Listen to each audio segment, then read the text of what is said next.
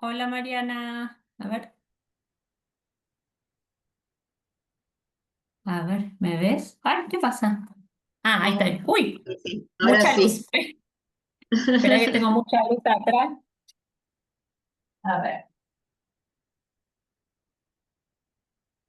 estoy ubicada. Tengo mala señal. ¿Se me escucha bien? Sí, se escucha bien.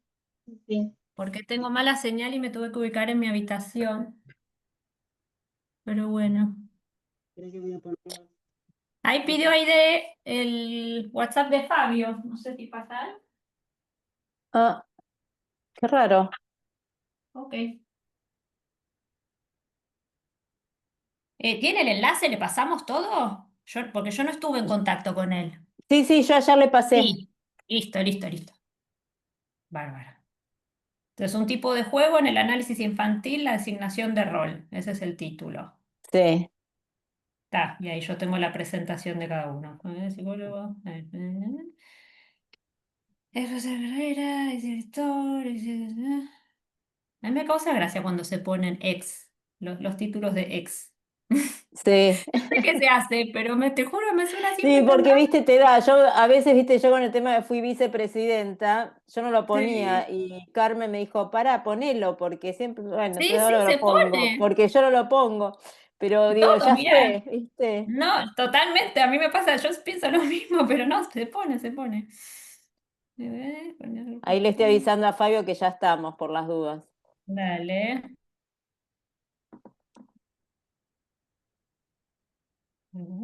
Es Winnicottiano el otro colega. No sé quién es Aula Ay, Virtual espera, me parece que 7. me quedó por...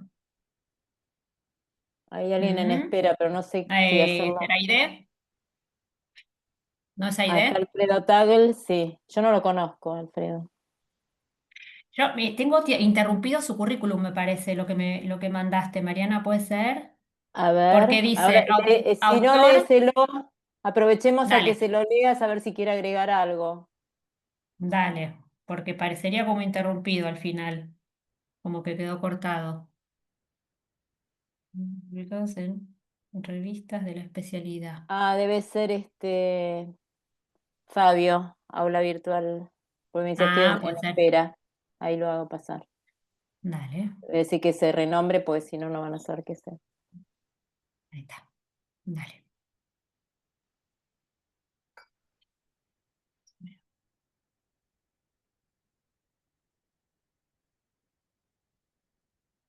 El resto, bueno, salvo que sean de la comisión, vamos a esperar que espere un poquitín. Ujú. Está Silvia Sadov y Clara. Ok.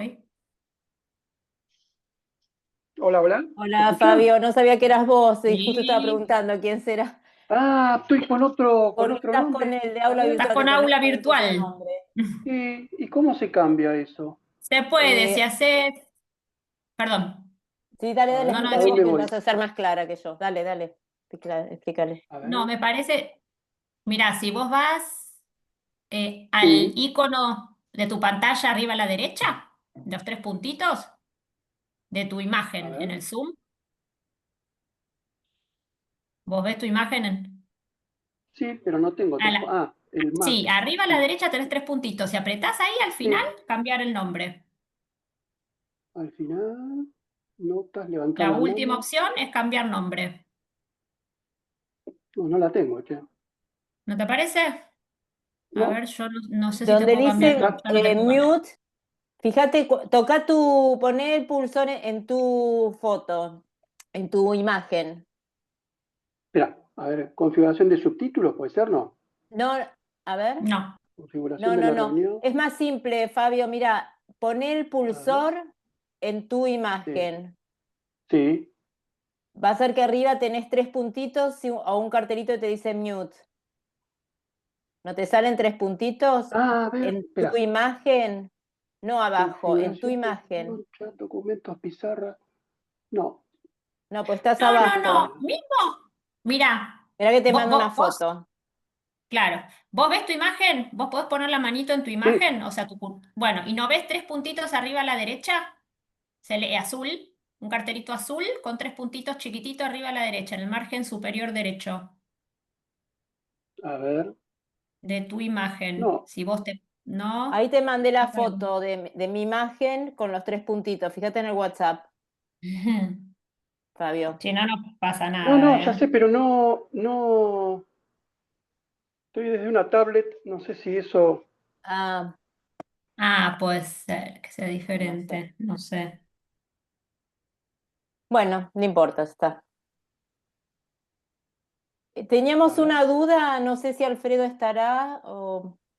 Está, me parece que ahí decía Alfredo por algún lado, ¿no? Sí, Sí, sí, sí, ¿No pero sí, está? está silenciado y sin sí. imagen. Teníamos una duda si estaba Si estaba bien el currículum que nos el pasó, que creo currículum, que si sería faltaba algo. que quedó cortado al final. Bueno, ahora cuando. Bueno, y si no, van estos datos, Sí, Juli. Ya está. dale. No, pues autor de numerosos artículos publicados en revistas de la especialidad. Y termina ahí. No sé si. Sí, pero hay otra rayita también, Claro, pareciera como que sigue. exacto. Bueno, no lo puedo cambiar. No, No no sé por qué. podés. La otra vez pude, pero no sé de dónde tengo que. Bueno, no hay Sí, problema. te Ahí, presentamos, te Mariana, vos presentamos también estás con aula virtual. Sí, ahí me cambio, sí.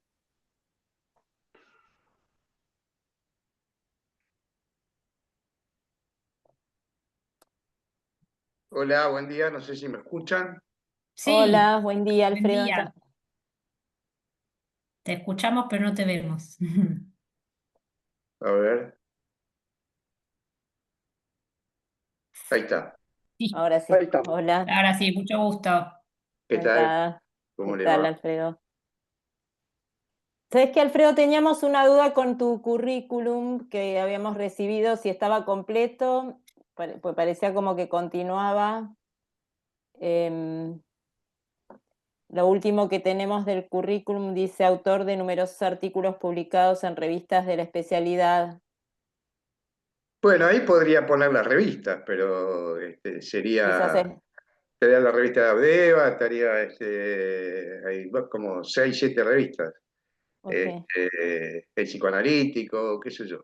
Ah, en No sé si va. revistas, ok, en revistas psicoanalíticas sería para darle Claro, un género Ok, unificado. Ujú. en Listo, sí, sí. revistas de. Ok, Revista perfecto. de psicoanálisis, creo.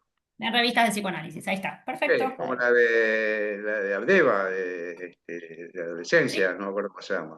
Eh, está la Sí, está revista de la de Abdeva, está psicoanálisis y Controversias, está controversias. Controversias. En claro, Controversias, ahí tengo Exacto. 2 publicados, bueno, en distintas revistas. Ok, bueno, listo, lo ponemos perfecto. en Bueno, revistas entonces, de porque psicoanálisis. Juliana va a los va a presentar. Bárbaro. Exacto. Bueno, ya tenemos gente esperando, no sé si les Sí, parece. son, Ah, hay muy dos. bien, Cuando Fabio, lo quieran, sí, sí, no sé. lograste. ¿Qué? Sí, Sí, lo ahí Lograste. cambié, lograste. ahí pude cambiar. ¿Qué tal, Ya. Alfredo? ¿Qué tal? ¿Cómo te va, Fabio? Bueno, Ahí ¿quieren pude. voy dando ingreso? Sí, sí, Y ¿Sí? sí, ¿no? Me parece que sí. sí. Dale. Sí, ya es 1:03. Ahí vamos.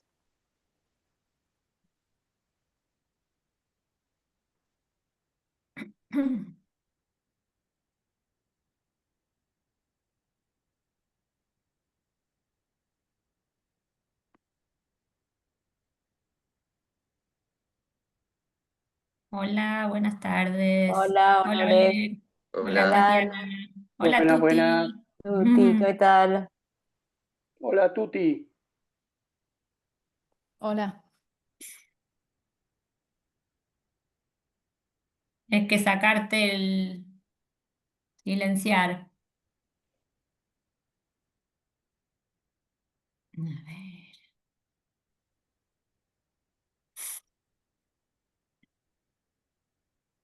Ay,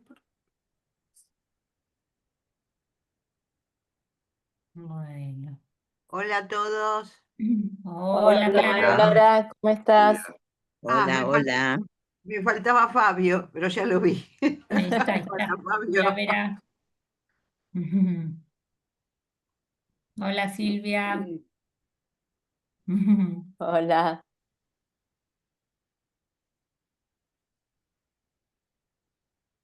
Bueno, vamos a esperar unos minutitos para empezar a ver si hay más ingresos y arrancamos.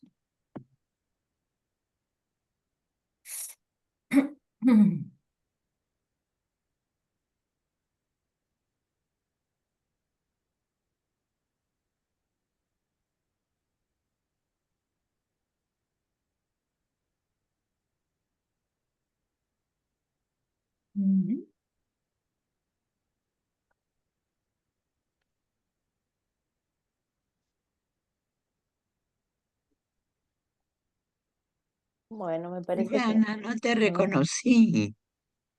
¿Cómo? Acá estoy, que no me reconoció. Digo, No te ya reconocí, sin anteojos no querida. veo, Tuti, tengo que usar anteojos.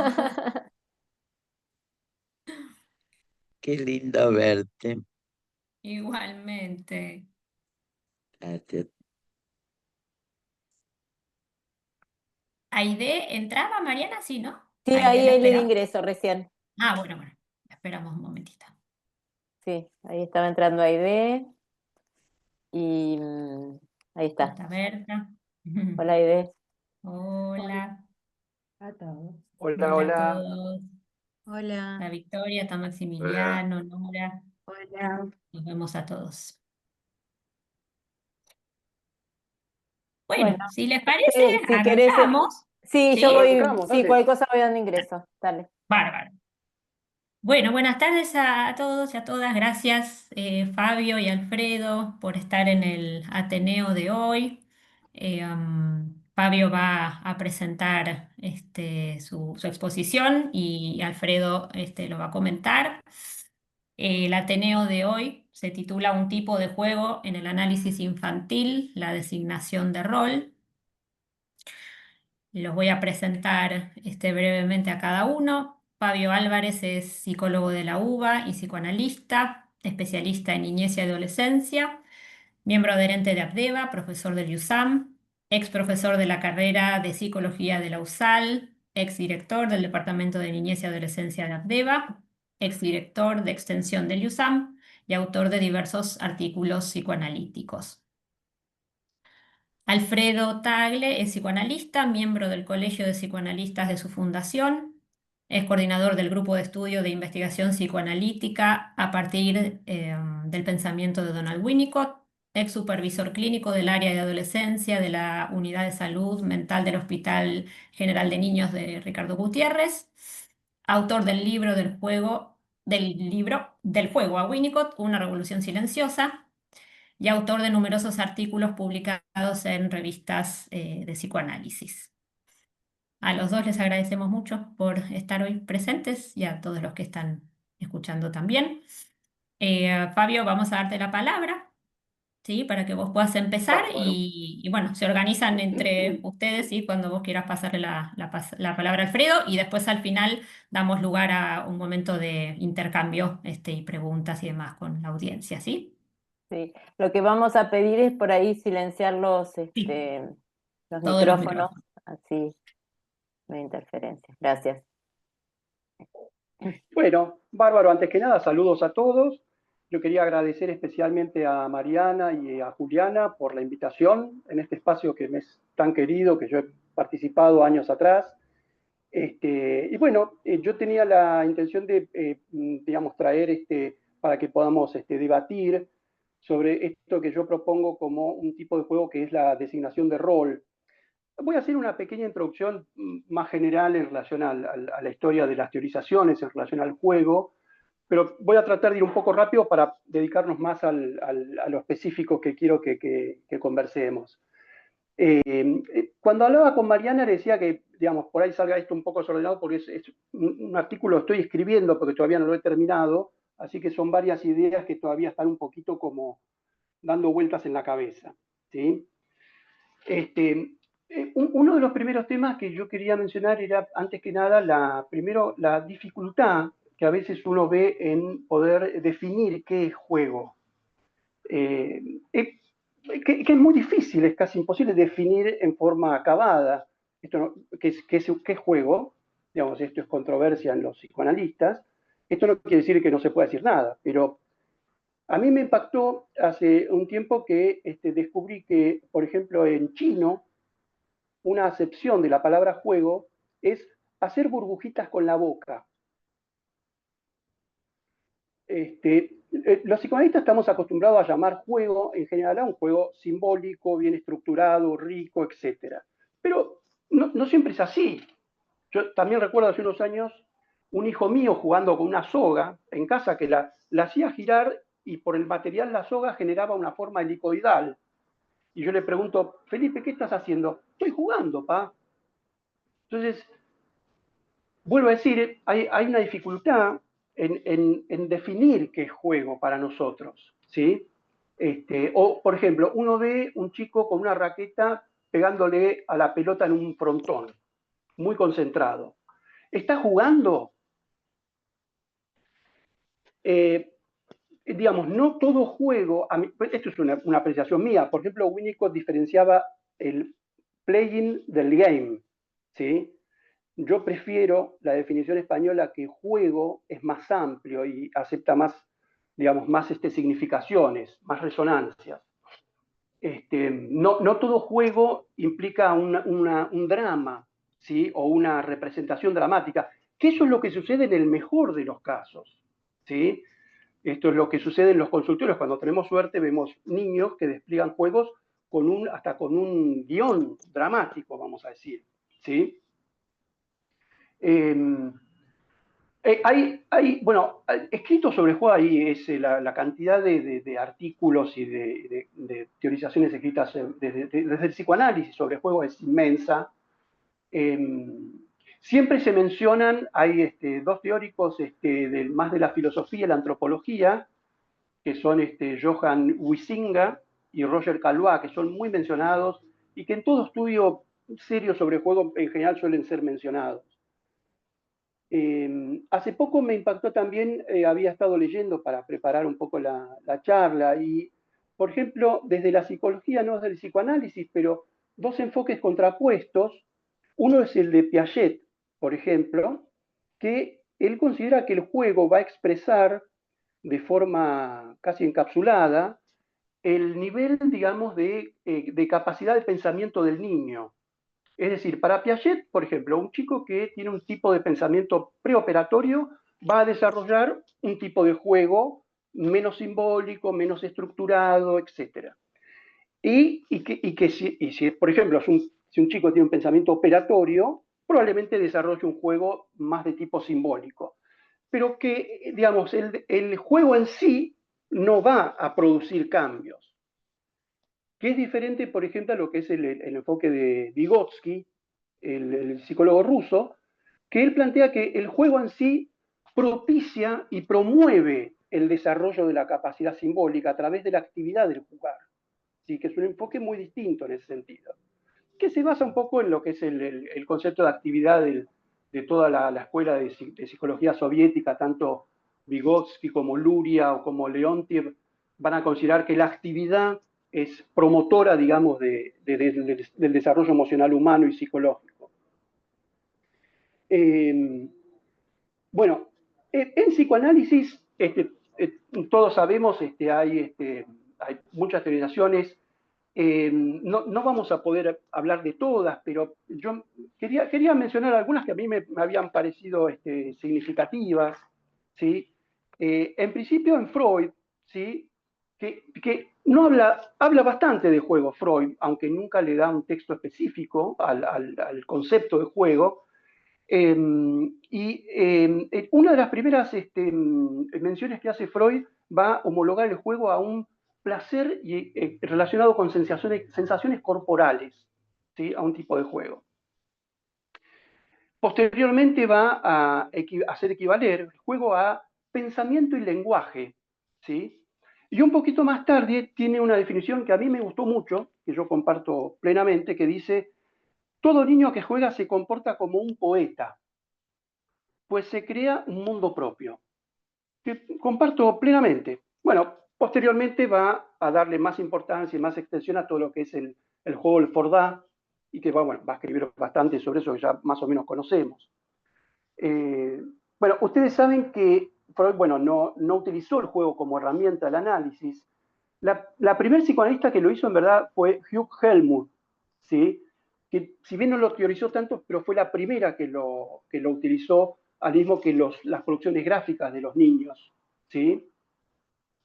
La primera, obviamente, que le va a dar un estatus central y sistemático es, obviamente, Melanie Klein, ¿sí? Que es la primera en convertir al juego como una herramienta del análisis y que es la primera que va a, digamos, a equiparar el juego, al material de juego con el material de la asociación libre, ¿sí? En el sentido de que va a hacer equivaler cómo los analistas trabajamos con el material de juego a lo mismo que utilizamos el material del discurso del paciente adulto, ¿sí?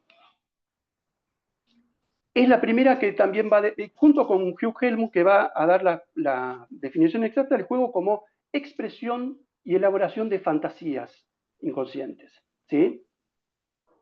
Después va a tener otras definiciones que a mi juicio son un poquito más acotadas, no tan acertadas, a mi juicio, como que el juego es una descarga de fantasías masturbatorias, que no digo que no lo pueda hacer, pero que a mi juicio es una definición que queda chica, ¿sí? Para lo que estamos hablando en relación al juego.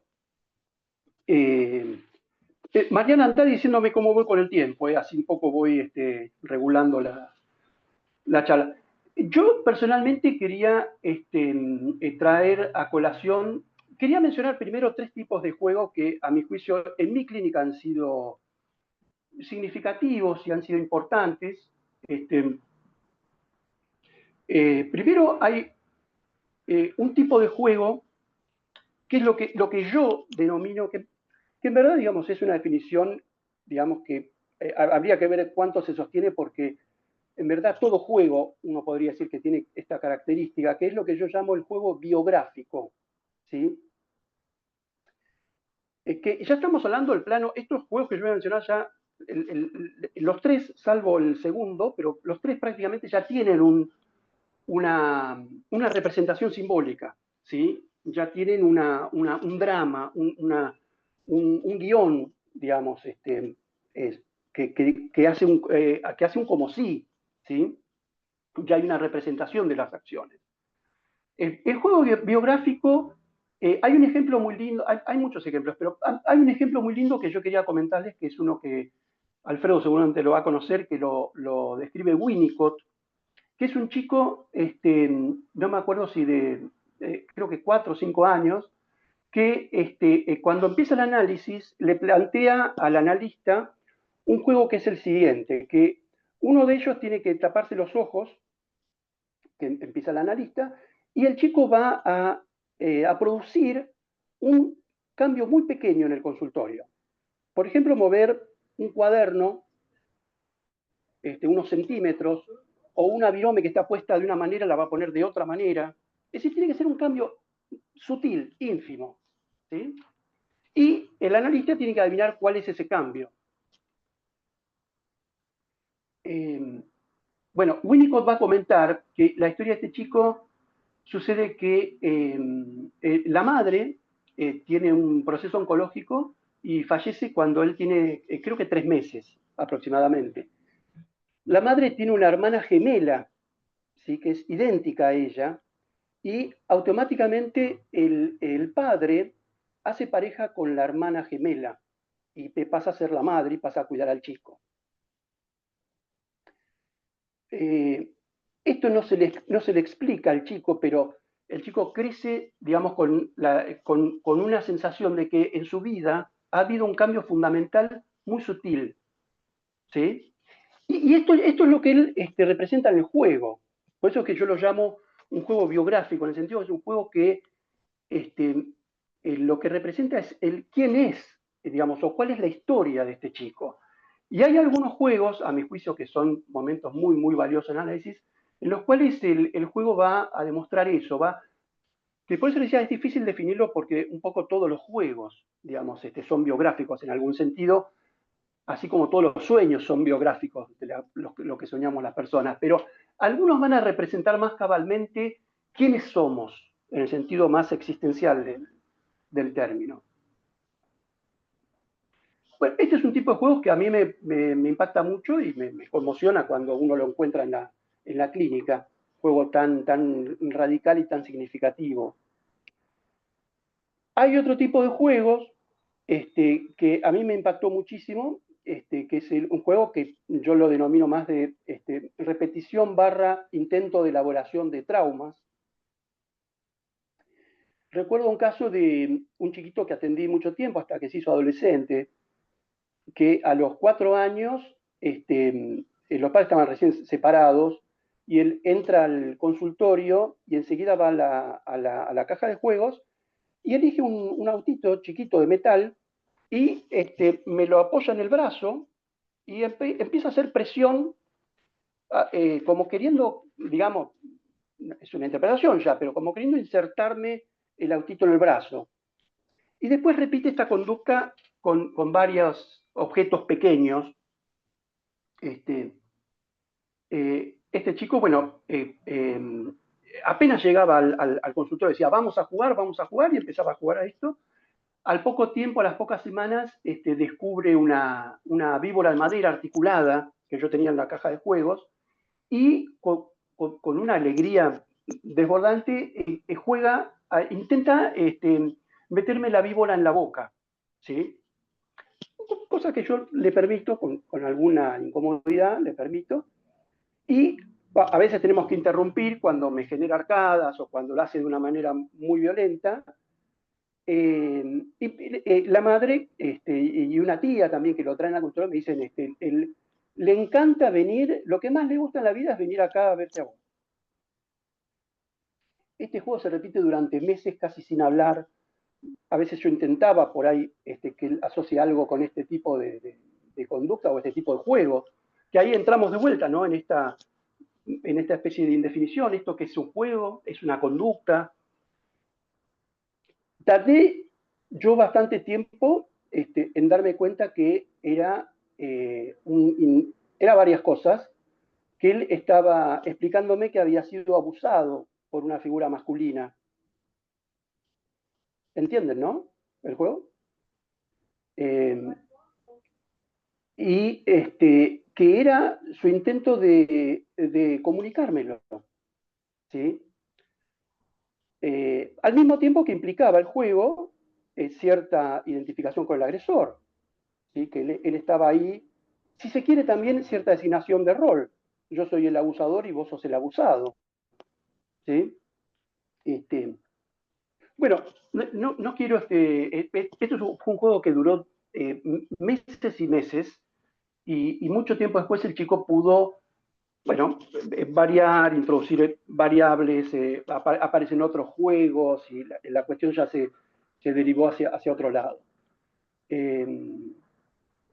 Por eso digo que este es otro tipo de juegos, a mi juicio, que ha sido muy significativo cuando me lo he encontrado en la clínica, que es lo que yo llamo, insisto, el juego de repetición / intento de elaboración del trauma.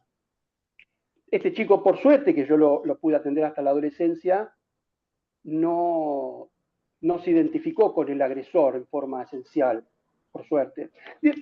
Nosotros sabemos que en general, como reacciones posibles del sujeto ante una situación traumática, puede haber muchas reacciones distintas, pero mayormente hay 2 reacciones muy posibles, es que el sujeto ante un trauma se identifique con la víctima o con el victimario, ¿sí? Por suerte en este chico finalizó que no terminó identificándose con el victimario. Bueno, y el tercer tipo de Fabio, juegos, perdón. que es ¿sí? Fabio, 5 minutitos quedarían. 5 minutos, bueno. Sí, El tercer tipo de juegos es el que más quería yo que conversemos, que es el juego de la designación de rol, que es cuando en el análisis, en un contexto lúdico, puede suceder que el niño proponga de manera formal y abierta una designación de rol al analista. Por ejemplo, el chico puede decir, bueno, yo soy la maestra y vos sos un alumno, un burro, el alumno tonto. O, por ejemplo, una nena, yo soy linda, vos sos una nena gorda y fea. Y entonces hacen un concurso de belleza y ella siempre gana y yo siempre pierdo. Hay dos posibilidades, que el analista acepte esa designación de rol o que no lo acepta, o que no lo acepta. Cuando el analista no acepta la designación de rol, a mi juicio lo que sucede es que en general la producción lúdica del niño se detiene, la producción transferencial también se detiene, y generalmente el niño pierde interés un poco en todo el proceso. Asumir el rol no es fácil, no es fácil por distintos motivos, digamos, si quieren, uno puede hacer, yo hace poco les tomo el desafío, si ustedes van a todos los casos de material clínico de niños publicados en la biblioteca de Abdeva, van a ver que de cada 5 hay por lo menos 2 donde abiertamente está descrito que el analista no acepta la designación de rol, incluso de analistas conocidos por todos nosotros, profesores nuestros. Yo creo que esto se debe a un conjunto de variables. Uno es una variable teórica, en la cual si yo considero que lo que tengo que hacer es interpretar, por ejemplo, lo que yo considero que en ese momento es una transferencia negativa de un chico, por ejemplo, cuando explica cierta maltrato hacia mí, entonces voy a interpretar eso y muchas veces la interpretación genera como una detención del proceso, ¿sí? O si yo considero que teóricamente eso es dar lugar a un aspecto sádico del niño, y entonces interpreto eso, probablemente eso también genere una detención del proceso. Ese es uno de los motivos teóricos. Yo creo que hay otros motivos a veces que tienen más que ver con que aceptar el rol, pero aceptarlo de forma cabal quiere decir que uno lo actúe activamente, ¿sí? Eso genera un profundo sentimiento de despersonalización en los analistas, y que me puede costar, si yo ando flojo de papeles con mi narcisismo, me puede costar a mí representar plenamente a una nena fea de 6 años, ¿sí? Entonces yo creo que ahí hay una conjunción de factores que muchas veces generan que el analista no acepte ese rol, ¿sí? Cuando el analista acepta el rol, un poco yo lo que creo es que esto implica el dar lugar a una noción de Winnicott, que ahora Alfredo seguramente lo va a decir con más precisión que yo, que Winnicott lo que plantea es que todo paciente tiene inconscientemente cierto diseño, cierta alusión o cierto parámetro de lo que es una cura, ¿sí? Y que ahí hay dos posibilidades, que nosotros le impongamos un modelo de cura nuestro, o que sigamos el modelo de cura que trae el paciente, ¿sí? Lo que Winnicott va a decir es que lo más terapéutico es que el analista tome cuál es el modelo de cura inconsciente, la noción de cura inconsciente que trae el paciente. Y después hay otro factor teórico, que a mi juicio importante, que ahora, bueno, lo hablaremos también con Alfredo, que es que tiene más que ver con lo que es aceptar lo que Winnicott plantea como en un periodo predepresivo, digamos, lo que es el destrato o el trato desconsiderado que el bebé tiene con la madre, y que para que en la descripción de Winnicott, que es muy compleja y larga, para que el paciente pueda acceder a la posición depresiva, la madre tiene que poder sobrevivir a los ataques del niño, ¿sí? Y sobrevivir es no detener el proceso, por ejemplo, no irse, no retaliar, ¿sí? Bueno, abro la discusión, le dejo la palabra a Alfredo, no sé si ya estamos, Mariana, en el tiempo, más o menos. Sí, estamos. Bueno, Gracias, Fabio. Bueno, Alfredo. Bueno, me parece muy interesante la propuesta de Fabio, y es un tema muy extenso y con muchas particularidades, ¿no? Creo que muchas de las cosas que él plantea son sumamente importantes, interesantes. Por ejemplo, lo del poner en juego el narcisismo del terapeuta, que con chicos particularmente hay momentos de mucha dificultad para eso.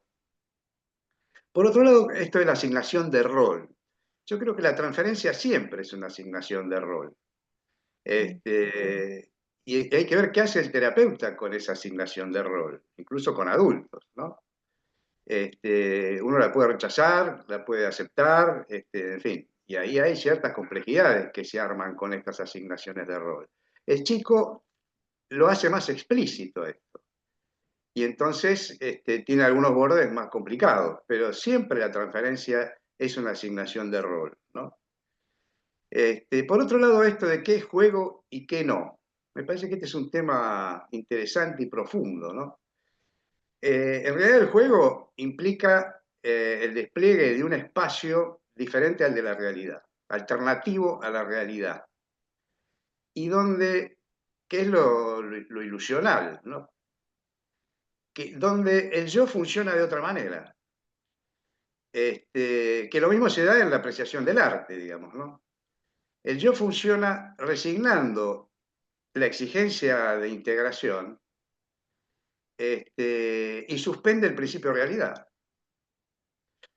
Entonces, alguien puede ser un monstruo, un linchera. Ahí el principio de realidad es transgredido en función del juego.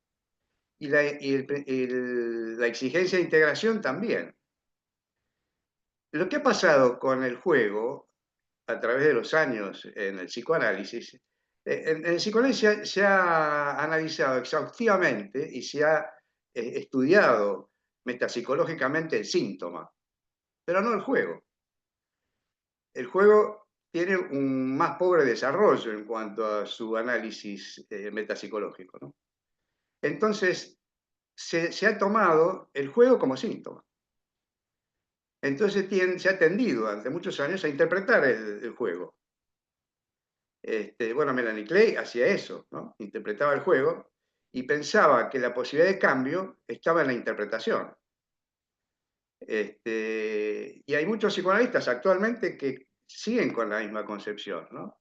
Que la posibilidad de cambio está en la interpretación, pero que la construcción del juego es como la construcción de un síntoma, ¿no? Donde hay como lo tomaba Pfeiffer, que es donde inicia Freud su estudio del juego, ¿no? Era un teórico que después fue asesinado por los nazis, pero él hace un estudio de lo que se consideraba juego en ese momento, y bueno, lo considera como un síntoma. Es una expresión disfrazada de pulsiones parciales que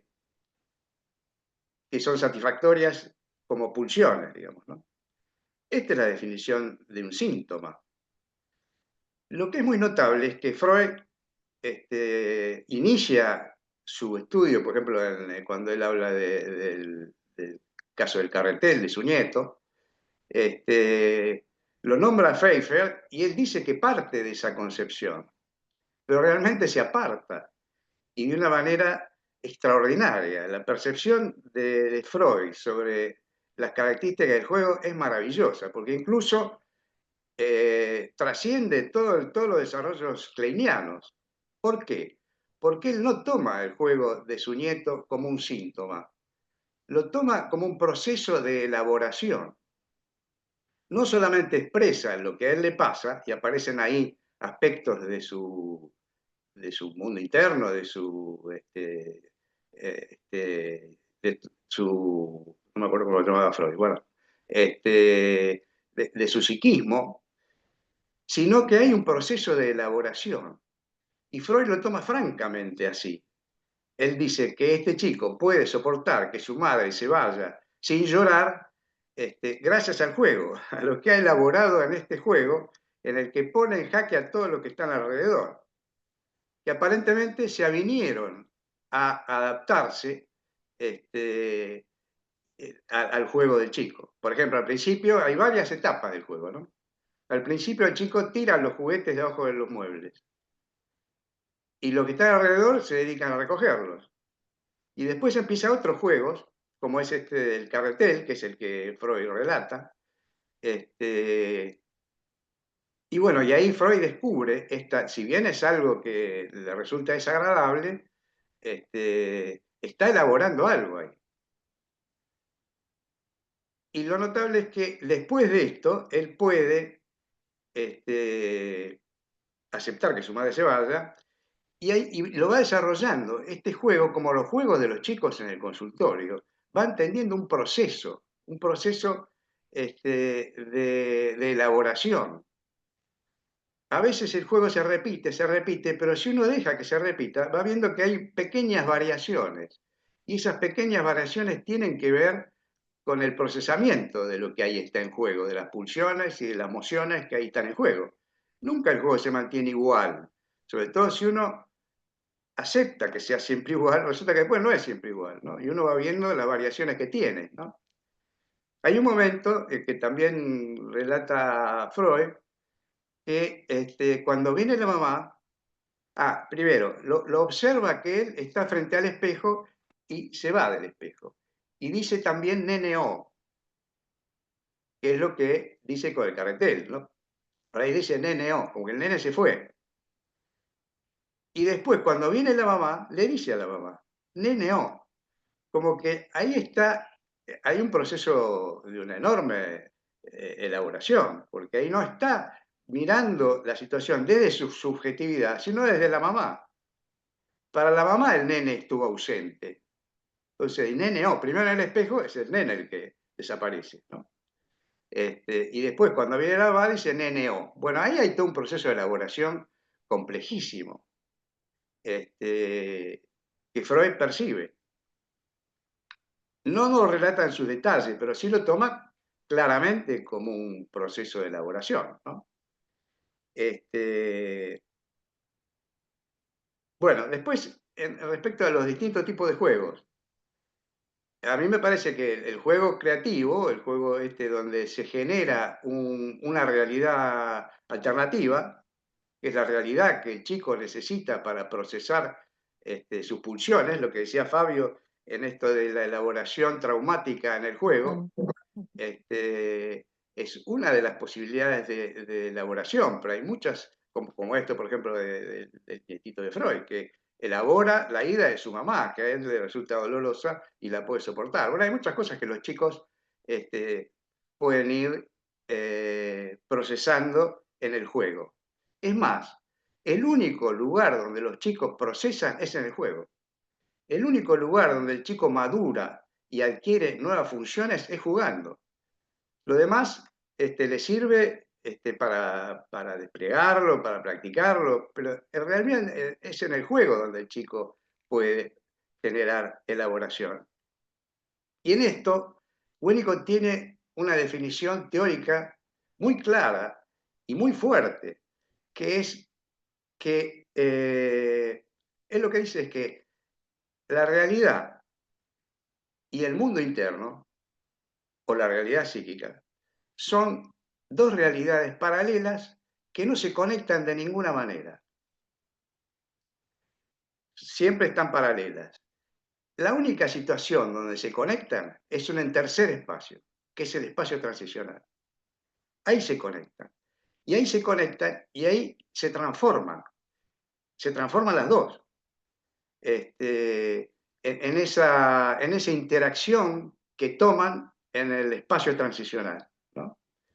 Y bueno, ahí es donde la realidad se enriquece con los significados del mundo interno, y donde el mundo interno toma formas, se desarrolla y se concreta más en sus especificidades, tomando cosas de la realidad externa, ¿no?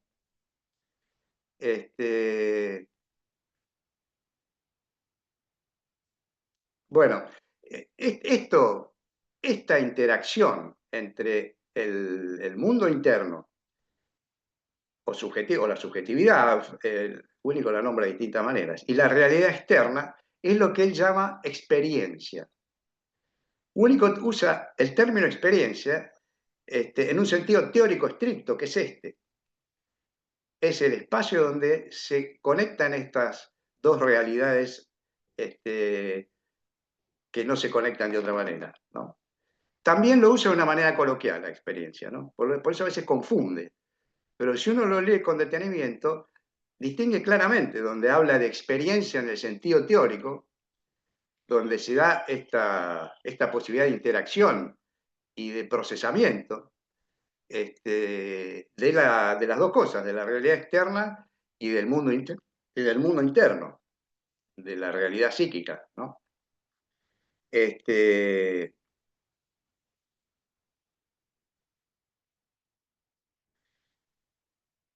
Entonces, lo que produce cambios en el análisis, esto que decía Fabio, de estar disponible, es la posibilidad de generar una experiencia, de que el chico pueda crear este espacio alternativo a la realidad, donde va procesando sus propias pulsiones y sus propias mociones internas y externas, ¿no? O sea, lo que lo pulsa, lo que lo problematiza, como el irse de la mamá, digamos, ¿no? O estos otros ejemplos que trajo Fabio,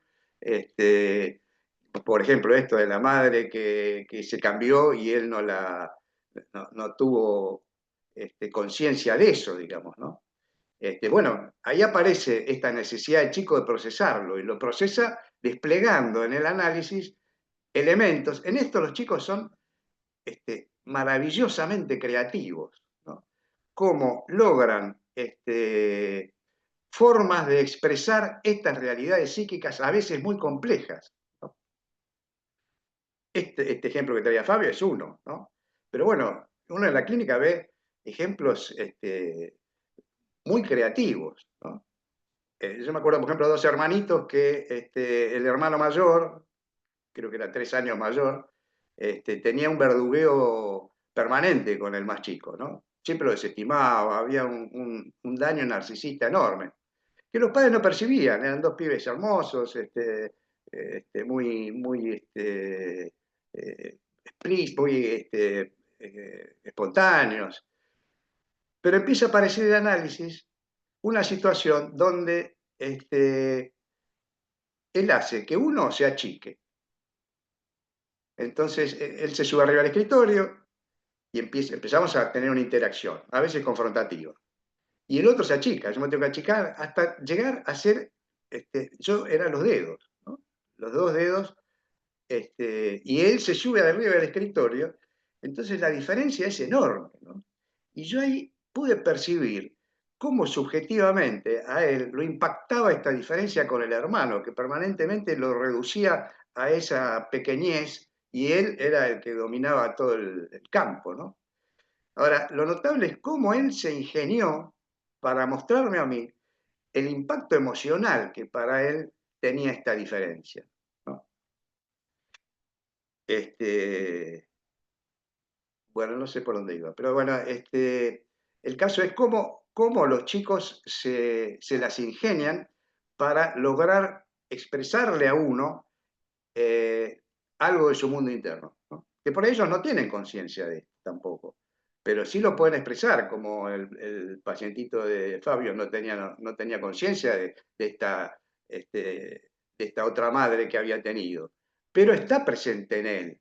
Esto que está presente en su mundo interno, en su subjetividad, se expresa a través del juego.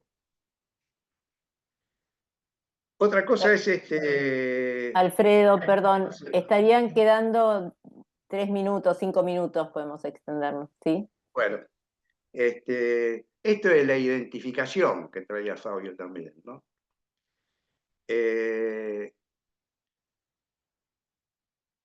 Siempre en un relato hay una identificación, ¿no?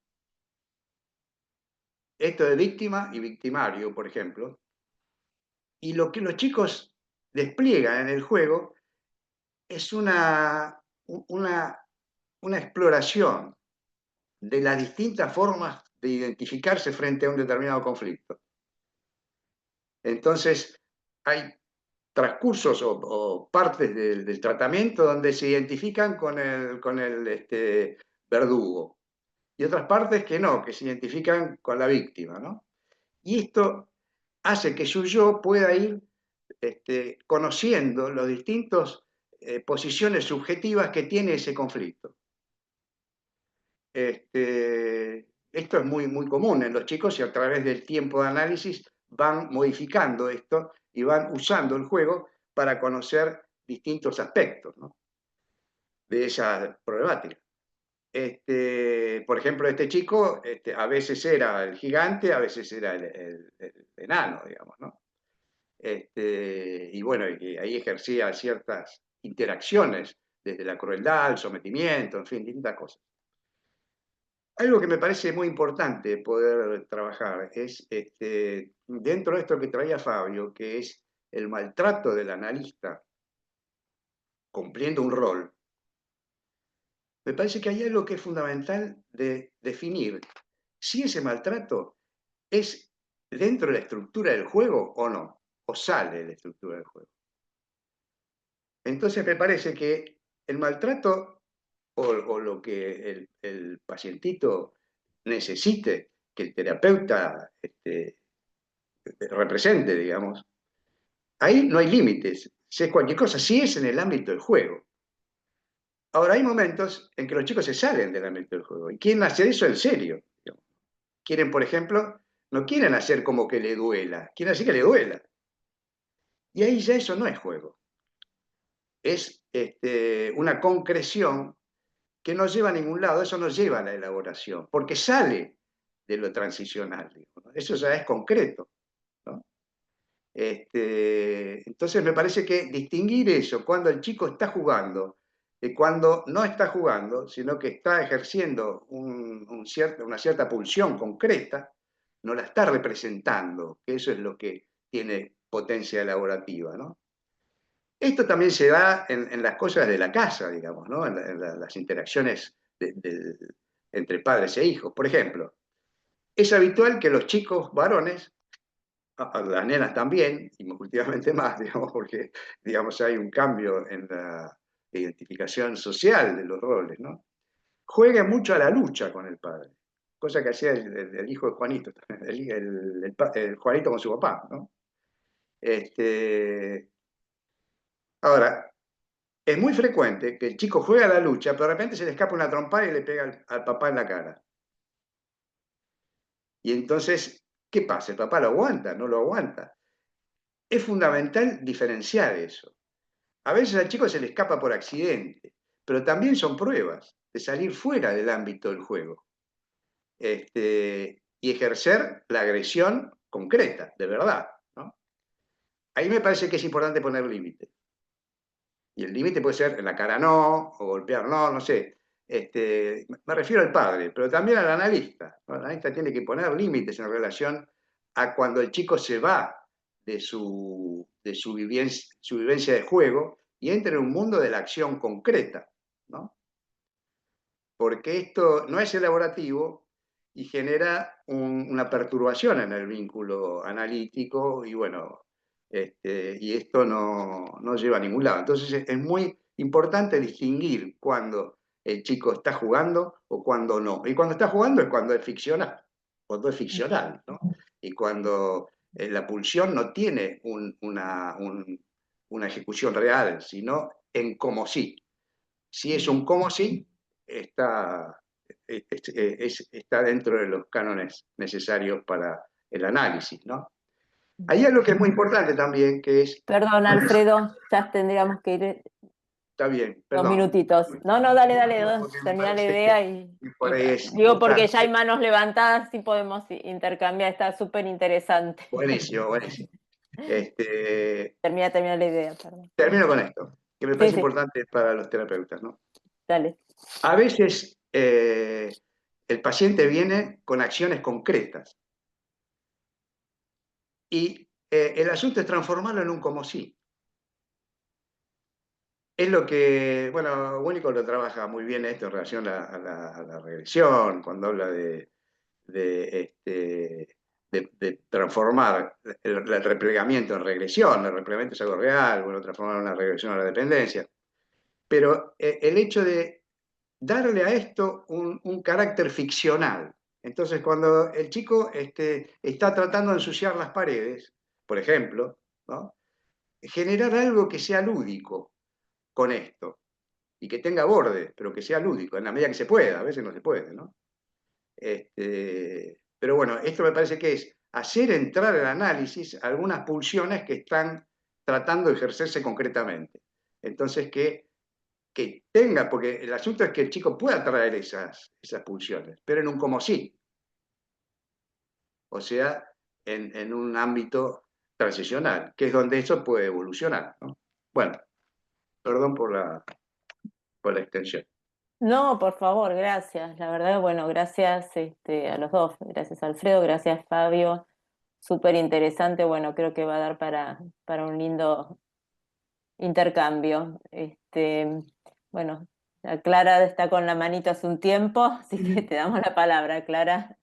Estoy con la manito hace un tiempo porque me tengo que ir, entonces Bueno, dale, dale, tengo te que ir en un escuchamos. rato. No, no, ya no, pero tenía miedo de no poder y bueno, gracias a los dos, la verdad que interesantísimo y muy clínico, muy clínico. Fabio, este diálogo lo venimos teniendo hace mucho, desde tu artículo en la controversia, desde ese momento, por lo menos que fue el material interesantísimo que vos presentaste y nos quedó, es el material de un paciente que Fabio aceptaba que lo pintara y íntegro, bueno, Fabio después contará mejor, eh, Menos la ropa, era el menos la límite que hablaba ropa, Alfredo. pero y cuando terminó aquel, que fue un encuentro muy lindo de varios de analistas para la controversia, fue un encuentro de varios analistas de distintas instituciones. Bueno, y en ese momento yo le dije, Fabio, te felicito porque yo no me hubiera bancado que me pinte como te pintó a vos, ¿no?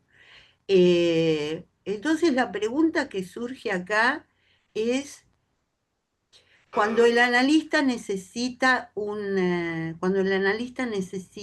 poner un límite, eh, ¿es inevitable que pare el juego? ¿Es inevitable que ese juego se aborte? ¿Que esa posibilidad de expresión de la problemática del niño se aborte?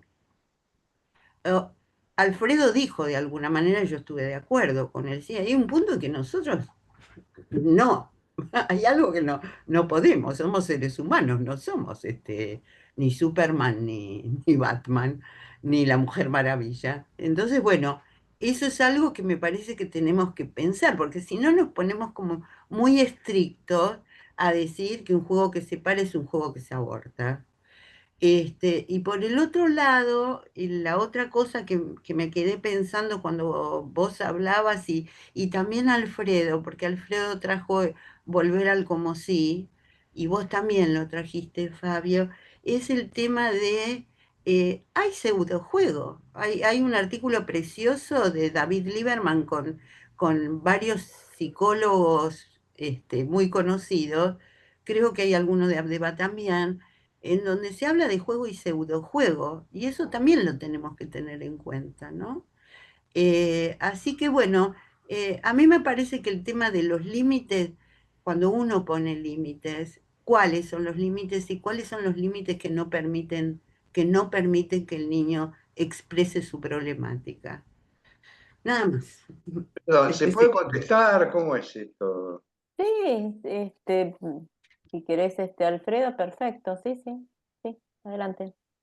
Bueno, en relación a esto de poner límites, sí, hay que poner límites cuando es necesario, cuando el chico se sale del juego.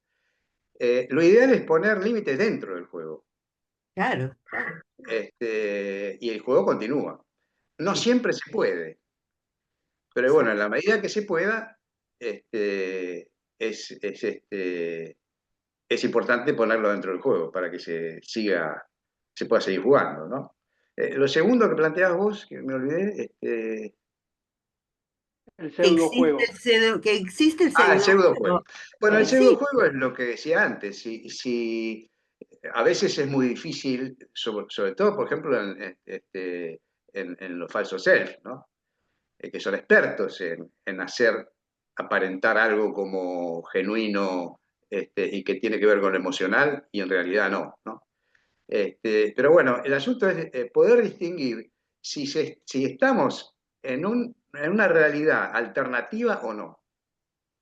Y si no estamos en una realidad alternativa, hacer algo para crearla, ¿no? No sé, por ahí después si les parece y tenemos tiempo podemos buscar ejemplos, ¿no? de esto. Una cosa breve que quería comentar en relación al tema de los límites, que yo estoy totalmente de acuerdo con Alfredo y que tiene que ver, a mi juicio, con lo que es la defensa del encuadre. Y que es, el analista tiene que mantener el como sí. Yo con un paciente niño podemos jugar a matarnos, pero no podemos agredirnos de verdad. Con una nena podemos jugar a que somos novios, pero no podemos tener un intercambio sexual. Es decir, justamente la agresividad cruda o directa o la sexualidad interrumpen el juego de alguna manera. Y ahí se pierde el como sí, se pierde el carácter dramático, pasa a ser una acción real. Y esto es algo que el analista no, justamente, porque es algo que de alguna manera detiene el juego. Como decía Alfredo, lo mejor es poder poner un límite que haga que el juego no se detenga y que prosiga. ¿Sí? Por otro lado, el sostener, digamos, el encuadre es también lo que va a permitir sostener el como sí. Porque el paciente que me propone jugar al ajedrez y él con reglas especiales para ganarme, mantener el encuadre va a ser de alguna manera que él sepa que acá en el consultorio me gana, pero afuera no. Él sabe que afuera las reglas son distintas y que esto es un como sí. Bueno, quería comentar eso. Después lo otro, lo del pseudo juego, depende cómo, insisto, depende cómo se defina juego. ¿Sí? ¿Puedo acotar algo chiquitito en relación a lo que decía Fabio? Sí, a ver. Sí, Alfredo. Que una forma de meter una transgresión en el juego es tomarla de una manera muy marcada, ¿no? Este, y generar, acentuar eso como que entre en lo ficcional, ¿no? Eh, ¿Cómo, por este, favor? ¿Cómo? ¿No lo podrías repetir, Alfredo, eso que dijiste? Que una forma de meter dentro del juego alguna acción disruptiva o de lo pulsional no ficcional es tomarlo de una manera muy marcada. Supongamos que, a ver, que el chico plantee que rompe algo, digamos, o tiende a romper algo, ¿no? Entonces, bueno, plantear, si uno ve que ahí lo que está en juego es la fuerza o la transgresión, bueno, generar algo que él es un transgresor y que puede hacer lo que quiere, y qué sé yo, pero dentro de lo ficcional, ¿no? Tomar la pulsión y ficcionalizarla. Este ejemplo no me sale muy claro, pero bueno, hay casos en que esto aparece mucho mejor. Por ejemplo, esto que decía Fabio, una nena que empieza a tener una actitud más sensual y se arrima y qué sé yo. Uno puede decirle que no, a UPA no, qué sé yo, pero juguemos a que somos novios. Entonces, en eso aparece la canalización de esa tendencia de la nena, si es esa, ¿no? Si uno ve que va por ahí, digamos, ¿no? Y hay alguna manifestación explícita de la nena en relación a esto de ser novios. Podemos jugar a ser novios, pero no tocarnos. Mm. Bueno, gracias, Alfredo. Vamos a Guido. Tenés la mano. Bueno, gracias. Un gusto, Alfredo, y a los que no conozco. Eh,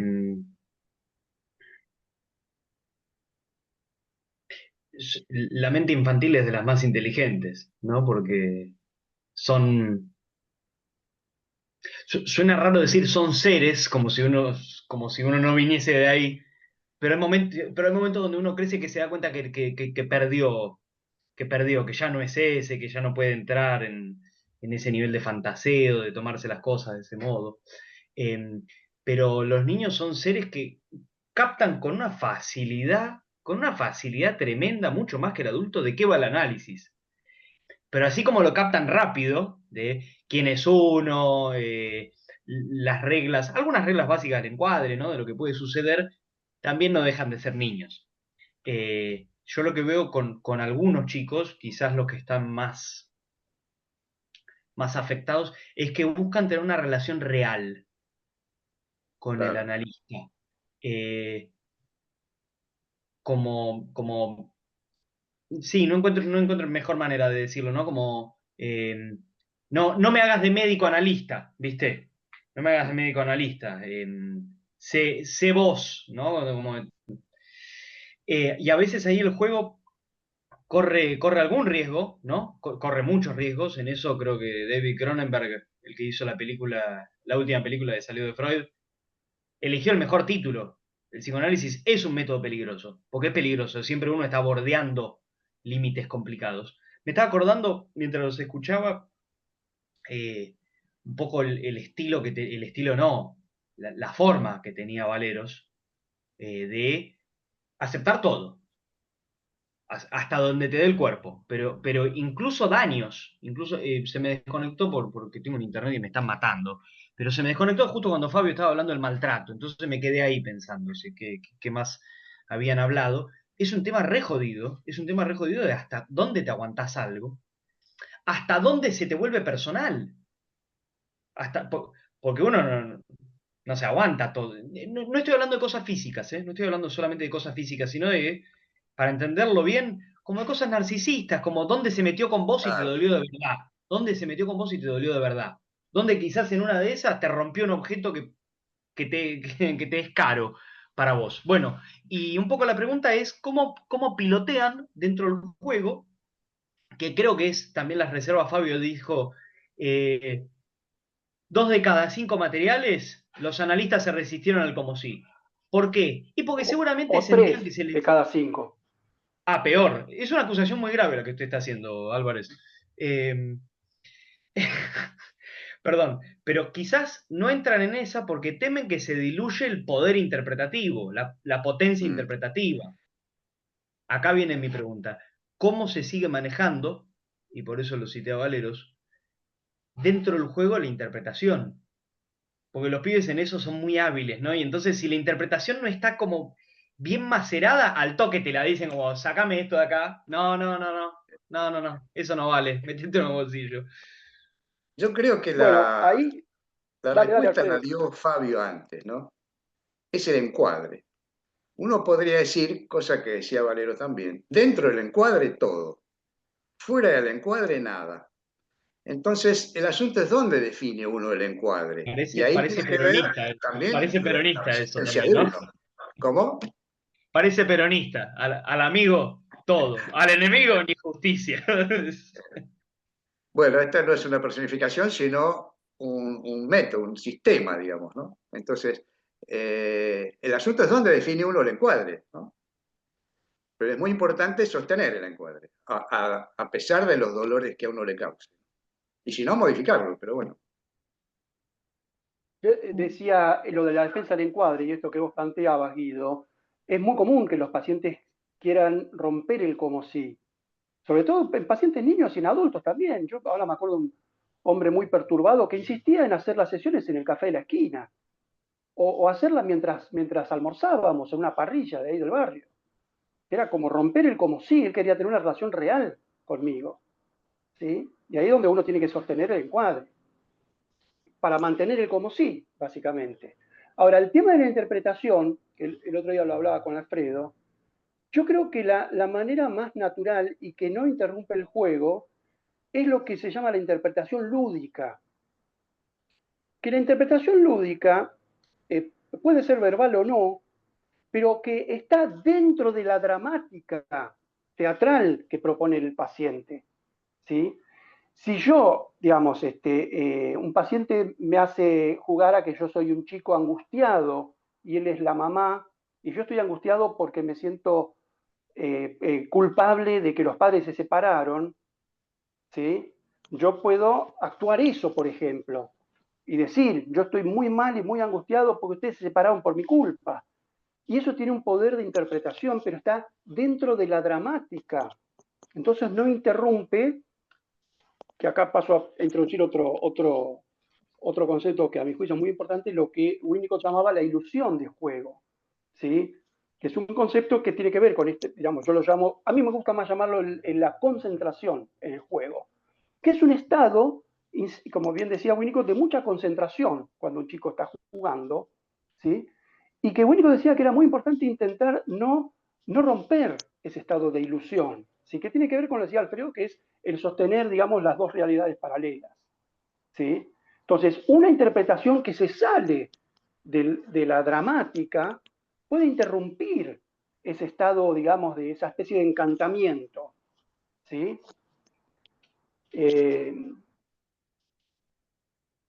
Bueno, yo insisto con que a mí sigue siendo un tema muy complejo el definir o no qué es juego, porque yo insisto que un chico que está haciendo frontón con una paleta en un paredón, también está concentrado en eso, en un estado como de encantamiento y también hay, no, si ven, no sé si podría decir que ahí hay una realidad paralela o un guión dramático, pero hay una concentración en el juego.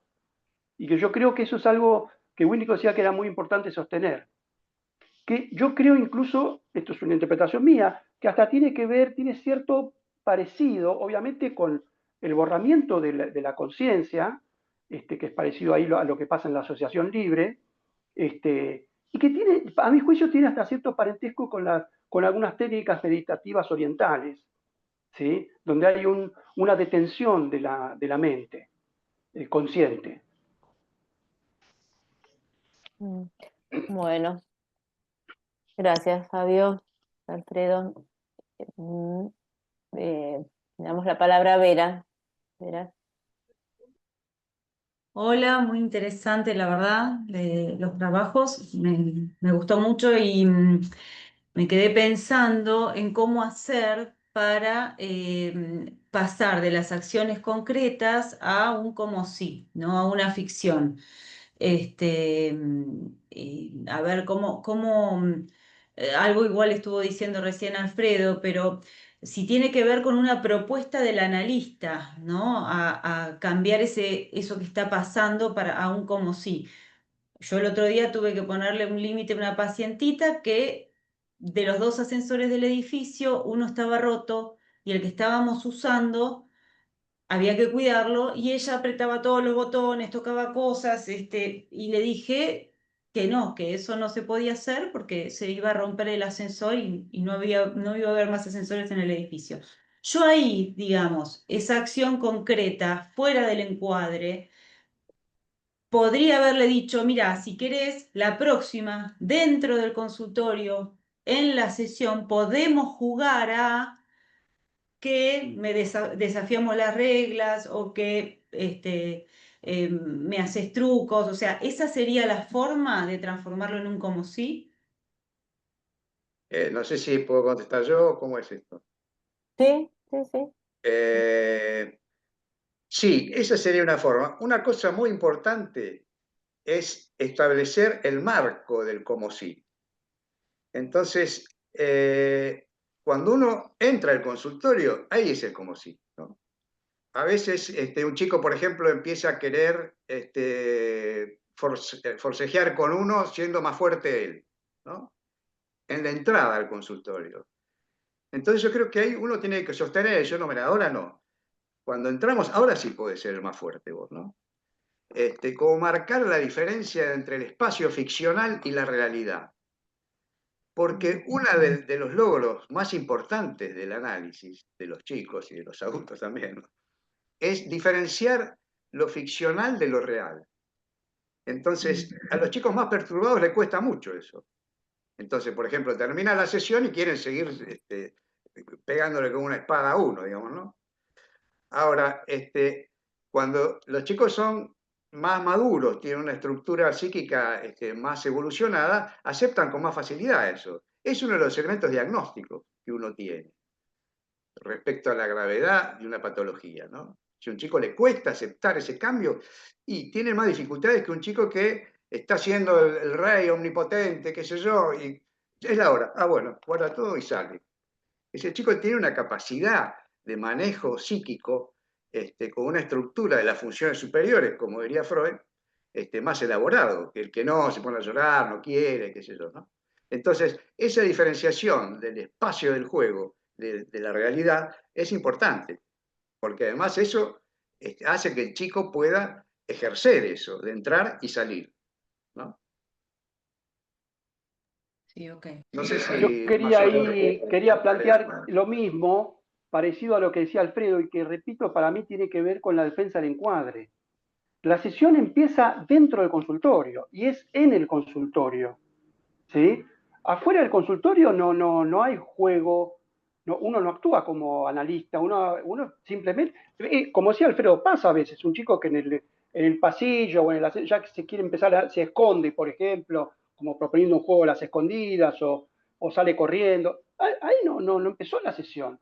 La defensa del cuadro es que la sesión empiece en el consultorio, ¿sí? Y lo otro que planteaba Alfredo, y que yo opino lo mismo, que a veces uno puede intentar, ante conductas o acciones más conductuales, menos simbólicas, uno puede hacer un intento por dramatizar eso, por guionar eso, que muchas veces hay conductas que están como cerca de tener casi un carácter, digamos, un poquito más simbólico, y uno puede hacer ahí, por ejemplo, yo, algo que también quería plantear, el juego de designación de rol, en la mayoría de los casos el chico no lo hace formalmente, ¿no? Uno tiene que pesquisarlo, uno tiene que inferir, y uno un poco arma de alguna manera ese guión, que el chico, digamos, si uno está acertado, el chico se engancha enseguida, ¿sí?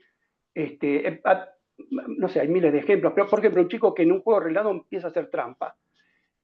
¿Por qué hace trampa? Porque, ¿cuál es el guión de la designación de rol? ¿Él es el transgresor y yo tengo que ser policía? ¿O él necesita ser el vencedor y yo el derrotado en forma sistemática? Uno tiene que pescar cuál es el guión implícito y cuando uno lo propone, si uno acierta, en general el chico se engancha. Ahora, cuando un chico muy perturbado tiene digamos, repetición de acciones conductuales no simbólicas, uno lo único que puede hacer es sostener el encuadre. Y si uno no puede plantear algún guión que encaje con eso, lo único que uno puede hacer es defender el encuadre y esperar. Esperar. ¿Por qué? Porque eso no se puede forzar. Yo no puedo forzar a un chico muy perturbado a que simbolice, porque es una evolución y es un logro que tiene que llegar él. Entonces, ahí no queda más que defender el encuadre, tener paciencia y esperar. Esto que traía Fabio es uno de los ejemplos más claros de la transformación de una acción concreta en un como sí. Porque cuando el chico hace trampa, si uno se opone, está en el ámbito de la realidad, digamos, ¿no? Ahora, si uno no se opone y acepta que le haga trampa, pero el chico sabe que hace trampa, uno también, y al permitirlo, eso genera algo ficcional, ¿no? Sobre todo si cuando el chico gana y dice, ah, te gané, uy, me ganaste, ¿qué más me ganaste de nuevo? Ahí se arma una escena, como dice Fabio, donde él es el que gana y uno es el que pierde. Y bueno, ahí se ficcionaliza la trampa como emergente pulsional en ese momento, ¿no?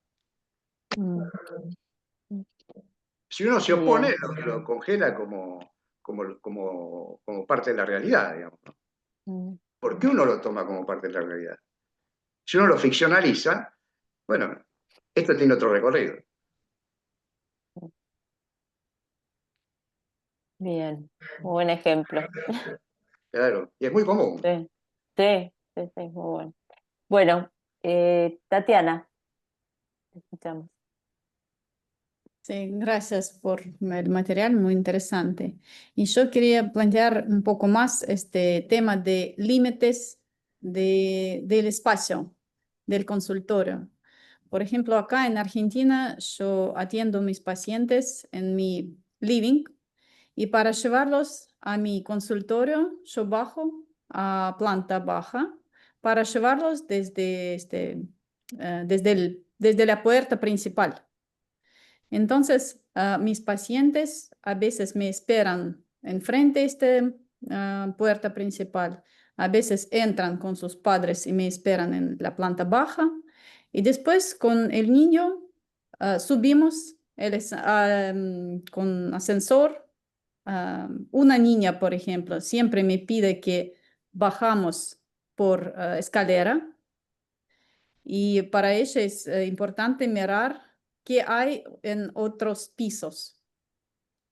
y algo pasa afuera de mi consultorio. Y yo Perdón, pienso, Tatiana, no te entendí, ah, que hay sí, otros, no te entendí bien lo que decías, que hay otros.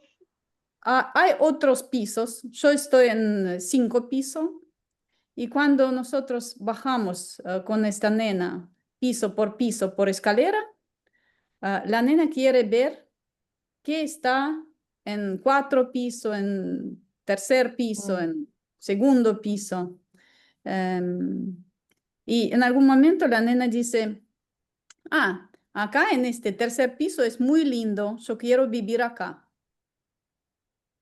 En este momento, ¿es el momento para interpretación? ¿O no? Ya acabó la sesión y no podemos decir nada.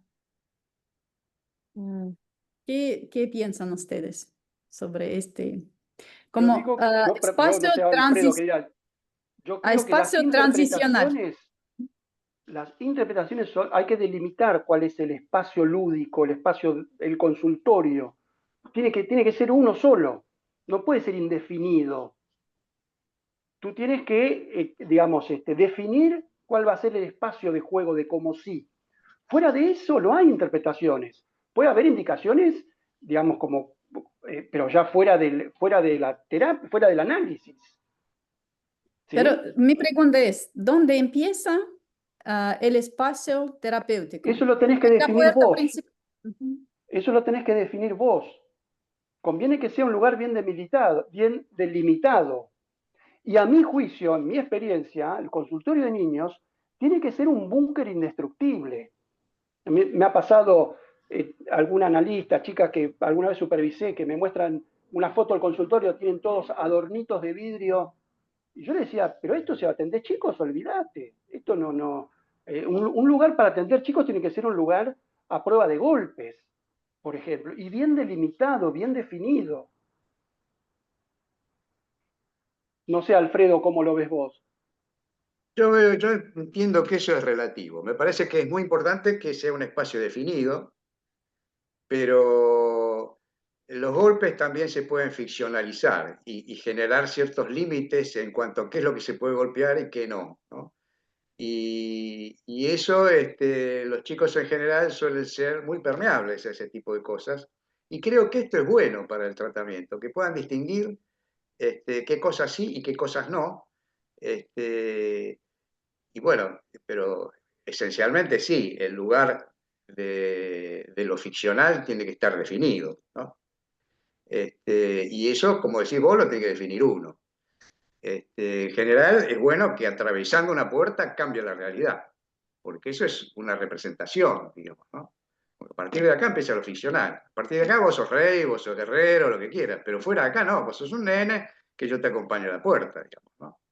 Entonces, esa variación entre el nene que va a encontrar a su mamá y el guerrero poderoso que me da miedo, por ejemplo, y me aterroriza, tiene que estar bien clara esa diferencia. Y es lo que yo decía, que a los chicos más perturbados les cuesta ese cambio de una cosa a otra.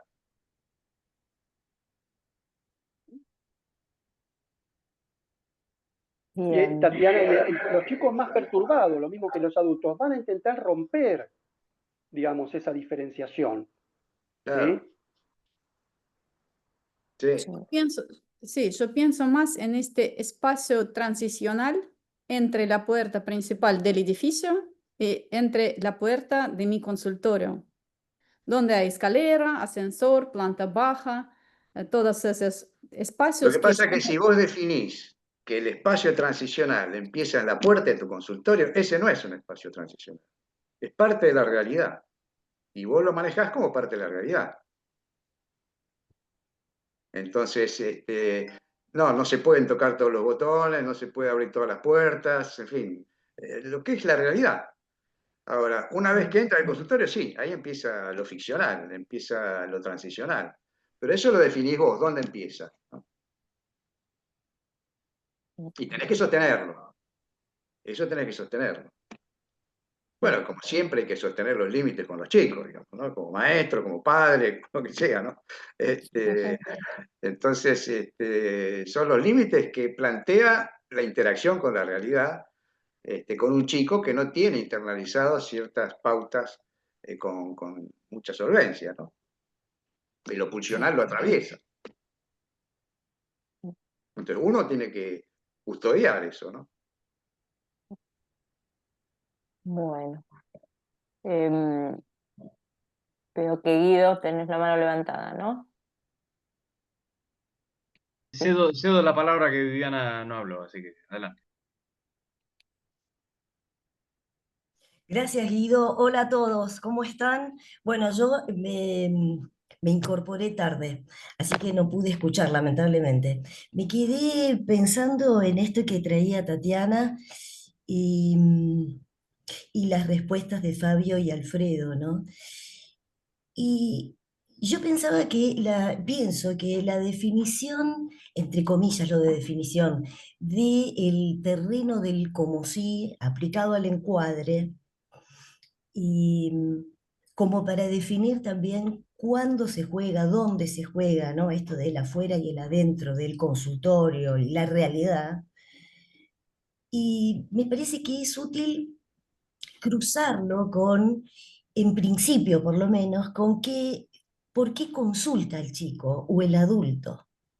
No me parece que sea igual una persona a quien se le escapa porque está muy perturbado o pasando por un proceso muy crítico, lo que sea, que no tiene muy claro dónde empiezan y dónde terminan algunos límites, ¿no? A un chico que, por ejemplo, o un adulto que, por ejemplo, tiene dificultades para jugar o para asociar. Me parece que definir eso eh, pensando en esto, ¿no?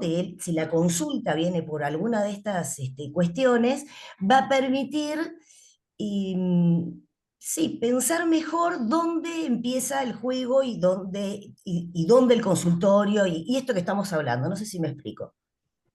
Cruzarlo con el motivo de consulta o después lo que uno va entendiendo que trasciende el motivo de consulta. Bueno, en realidad a este chico o a este adulto le pasa tal cosa. Entonces ahí me parece que puede ser muy, muy fecundo ver si el chico, por ejemplo, no puede cortar con el juego, y lo voy a retomar en la sesión siguiente. O si hay un adulto que, no sé, toca sistemáticamente antes el timbre, antes de su hora, por ejemplo, ¿no? Y uno podría decir, bueno, 2 minutos más, 3 minutos antes, no importa, no, ahí por ahí. Uno tiene que ser muy riguroso y después trabajarlo en la sesión. ¿Qué pasa con esto? Si se repite, ¿no? Estoy yendo a un ejemplo muy elemental. Bueno, quería aportar esto. Gracias, Vivi. No sé si puedo contestar. Sí, claro. Sí, sí. Bueno, en principio el motivo de consulta no define mucho, ¿no? Claro. Lo que define es lo que uno ve, lo que el paciente despliega, ¿no? A veces hay temas que no aparecen en el motivo de consulta y después son el centro del proceso, ¿no? Y hay un tema que trae Viviana que no lo tocamos y que es muy importante, que es el chico que no puede jugar. Está el que no puede soportar los límites del juego, del como sí, que es lo que trabajamos bastante, ¿no? Pero está el chico que no puede jugar, que es el otro extremo, digamos, ¿no? Son otro tipo de patologías. Y es importante también, es fundamental en ese caso, trabajar sobre la capacidad de jugar, ¿no? Sobre la capacidad de fantasear, de desplegar un como sí, de desplegar un mundo paralelo al de la realidad. Y ahí el terapeuta puede hacer mucho con eso, ¿no? En cuanto a ir incentivando este proceso, ¿no? Que en realidad consiste en tirar de la piolita, porque eso aparece, esa capacidad de ficción aparece en el chico que no es capaz de jugar. Lo que pasa es que está inhibido por distintas cosas, o tiene miedo, no sé, habría que ver qué pasa, o está rigidizado, pero bueno, cuando aparece alguna de estas puntitas es importante tirar de ahí y ayudarlo a que esto se ficcionalice con más consistencia, ¿no? Bien. Bueno, no sé, Guido, Yo tenemos... pensaba, Sí, es Fabio. verdad, esto que planteaba, y coincido lo mismo a veces, y a veces son uno de los desafíos más grandes. Pasa a veces con chicos con defensas esquizoides, por ejemplo, chicos que es muy extremo cuando uno lo ve en el consultorio, sostener toda una hora de sesión de un chico que no te habla, no te mira. Yo me acuerdo de un chico, por ejemplo, de 6 años, muy esquizoide, no tenía amigos, que se pasaba toda la sesión mirando el reloj. Decía, ¿a qué hora me tengo que ir? No me hablaba esto durante semanas y semanas. ¿Sí? Son situaciones, incluso a veces hasta también difíciles de tolerar para el analista, ¿sí? El ser ignorado en forma sistemática. Este es un chico muy grave que, digamos, lamentablemente los padres no sostuvieron. Cuando el chico, digamos, comenta que él no hablaba ni jugaba en las sesiones, después de la intención era sostener, ¿sí? A que en algún momento se pudiera o yo pudiera de alguna manera lograr algún tipo de variación, como hablábamos hace un rato de la variación. Los padres no sostuvieron el tratamiento, por ejemplo. Pero es verdad que hay situaciones que son de este estilo, chicos o más esquizoides o más inhibidos, o directamente con defensas autistas.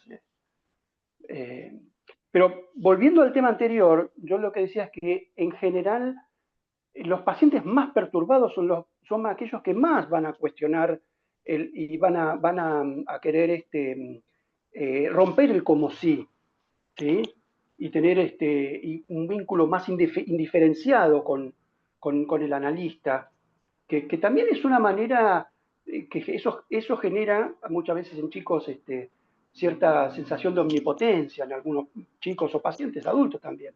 El hecho de acá mando yo, no acepto el encuadre, no me atengo a las reglas, que es una forma también, insisto, de negar la diferencia subjetiva, ¿sí? Entre otras cosas, por ejemplo, y intentar generar un vínculo indiferenciado. Eso es muy común en los chicos, digamos que es lo que...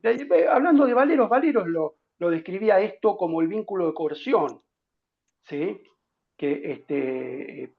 Bueno, que coincide con algo muy estudiado en psicoanálisis, que es el apego o aferramiento ansioso, que es algo que lo estudió distintos teóricos le dan distintos nombres en el psicoanálisis.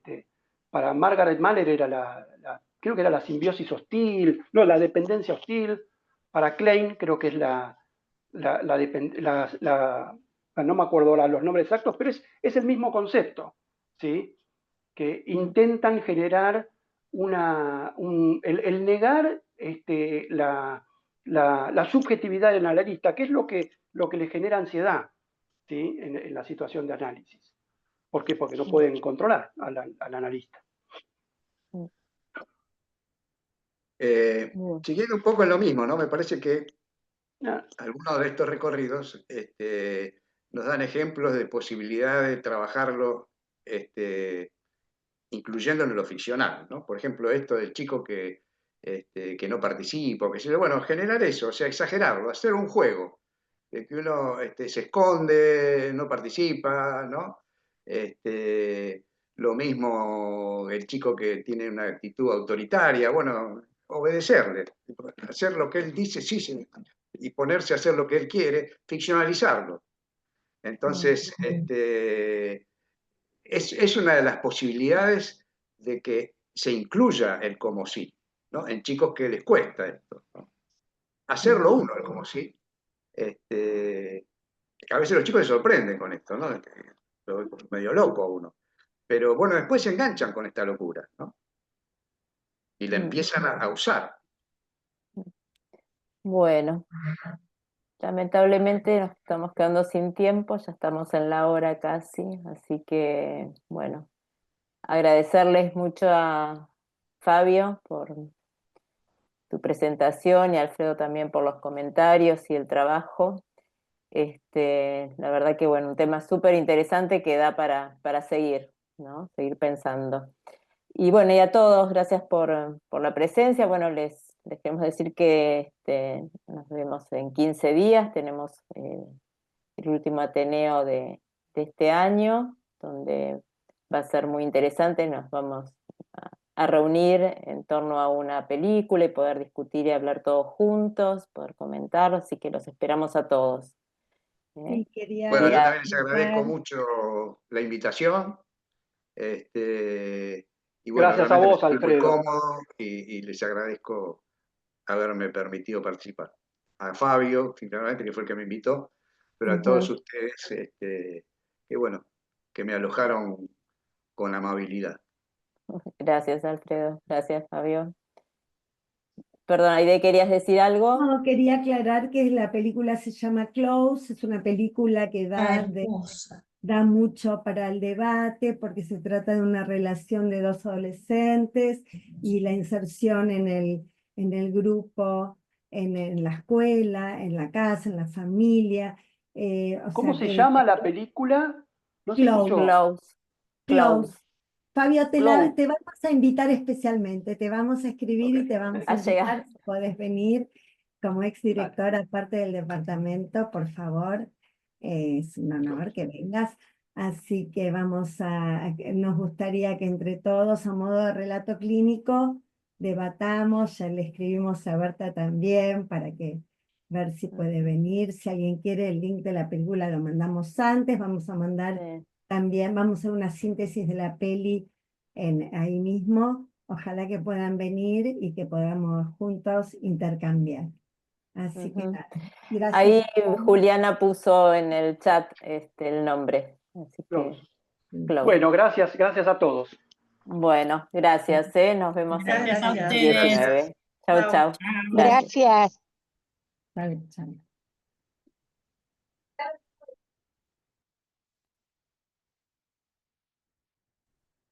Bueno, gracias, Fabio. Nos vemos. Chau, chau. Muy bueno, muy interesante para seguir charlando. Dale, para seguirla. Chao. Dale, chao.